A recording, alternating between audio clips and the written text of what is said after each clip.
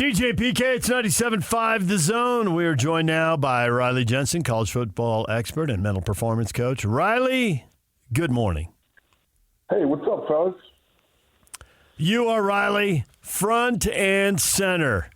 Explain to me like I'm 5 why Jake Retzlaff was 0-4 and looked lost at times, and why they're now 5-0 and he's making the right play at the right time.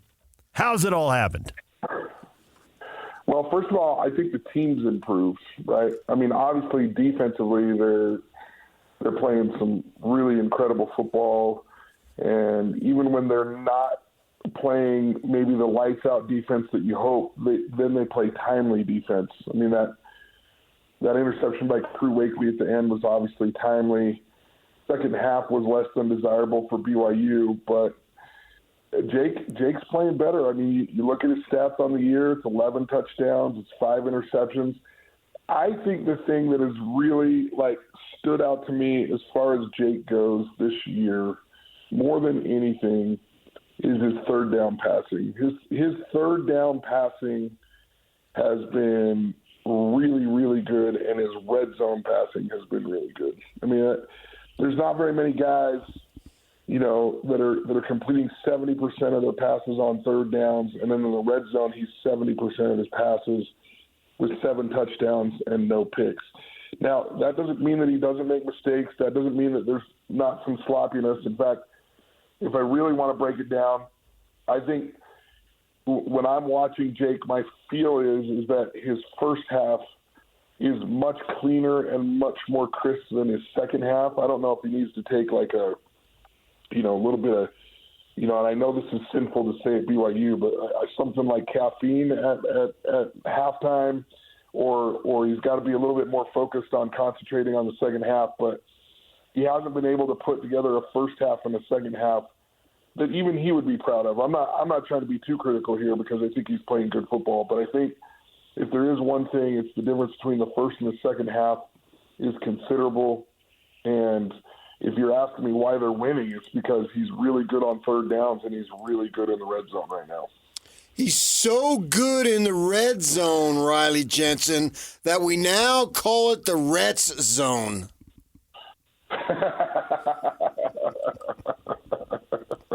Well, if he plays any better, they're going to call him the Rizzler. They're going to call him Jake Rizloff, not Retzlaff. So. What is that? What's that one? Run that by me again. The Rizzler. That's like the new language for the alpha. He's the Rizzler. That's the slang now. I go to Riley Jensen for my slang all the time. You're around him enough, and you figure out that you're the Wizard of Oz. We opened up a can here. I know a lot of slang that I shouldn't right now. Way to go, dude. It's not dude. Dude is so 80s, bro. Dude is so 80s. That's why I said it. I mean, if I were to give you a name, I would say that you're the Sigma and the Rizzler, PK, and I would call you the Sizzler. That's what I would call you. The Sizzler? Yeah, you're the Sizzler. You're the Sizzler. That's how good you are. Steak buffet. I've been impressed with what they've been able to do with the running backs out because, and I know against Kansas State, they've gotten they got some help from some younger guys. But how much do you think the running game needs to get going here? Because I think it's been a little bit underwhelming, but you can say it's a situation with injury and all that stuff. Well, I think it has been underwhelming. I mean, it depends on the game that you're talking about. I felt like last week it wasn't as good. I felt like 2 weeks ago they were pretty good against Kansas State. Yeah. I think what you're looking for is consistency, right? I think the offensive line has a part to do with that, and I think injuries has a part to do with that. And I think, youth with the Moa kid, he has shown some real flashes of being a really good running back, but he's also, he's young. And so what happens with running backs, in my opinion, is almost every running back that you put in the backfield can run the ball. But what gets confusing to running backs and what gets hard on running backs is they also have to pass block. They also have to be able to block in the running game sometimes. And so if they're thinking too much, and if they're worried about, okay, so I got to go Mike backer to whip backer, or here on this one I got to go Mike backer to stud backer, and they get like overwhelmed with the thought process of pass blocking, then I think it uses up bandwidth that takes them away from being able to concentrate on running the ball. And that's why you see older running backs that become so seasoned, and they're so good at pass blocking and doing all the things that a running back has to do, not just run the ball. But sometimes when you're young, that uses up a lot of bandwidth and it uses a lot of your mental power, and then all of a sudden it's like, oh, that's right, I'm running the ball this time. And so I think you'll see them continue to improve during the year. I think this bye week probably couldn't come at a better time right now for BYU to help the running backs heal up and to help everybody, kind of know what their assignments are. They can look at a little bit of extra film. They can get away from football for a minute and kind of decompress and recalibrate. And I think you'll see it slowly getting better and better. What do you make of Arizona? That's BYU's next opponent. Obviously, they just handled the Utes, and before that, they got handled by Kansas State. So it's a little bit of a confusing scenario here. It is a little bit confusing because, they got handled by Kansas State, and then what was weird is you watch them play against the University of Utah. I thought they were the more physical. Typically, when we watch the Arizona teams, this is just me making generalizations here, but what we've seen in the past is teams that can go side to side. They've got some athletes, and they're not very physical. They usually beat you with smoke and mirrors. I felt like in the game on Saturday for the University of Arizona, like they were every bit the physical team in that game. And then you throw in the quarterback and the wide receiver and their ability to make plays and break tackles and do some things. That was I've never – one of the things with the University of Utah that I always tell people is they sit on you. And by that, I mean these guys are so big and so physical at the University of Utah. By the end of the game, you're just tired of getting hit by them, and they wear people out. They win games that way. Arizona was not worn out. They were at elevation. They were making big plays. They were making the physical plays.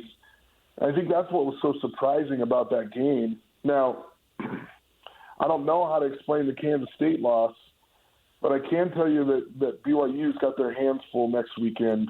Not this weekend, but next weekend with the University of Arizona. That team is a dangerous team and a good team. Agreed. Yeah, I can understand that as far as that goes. With the Utes, you just can't play great football every week. It'd be great if you could, but right. To me, I feel like they've got great opportunities for bounce backs in October. And if they lost anything of confidence, mojo, whatever, the schedule sets up for them to get it back. And if Rising is good enough to come back, then I still think they're going to get in the conference title game. We'll see if it's first or second. It doesn't really matter. Win that ball game and you go to the playoffs. So for me, I'm not even close to sky is falling for these guys.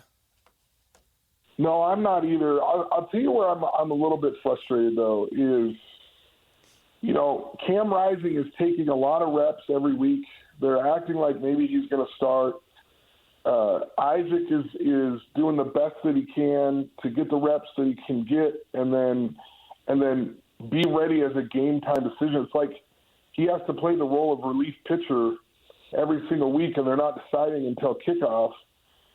And I'm getting to the point where, like, hey man, we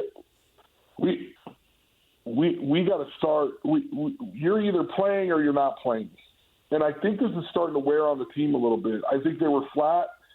I think that there was a whole bunch of reasons why you could say they were flat, but I think at a certain point you're like, dude, this guy's practicing all week and then he can't go because he's got an owie on his finger. Like, what's going on here? Like, what are we doing?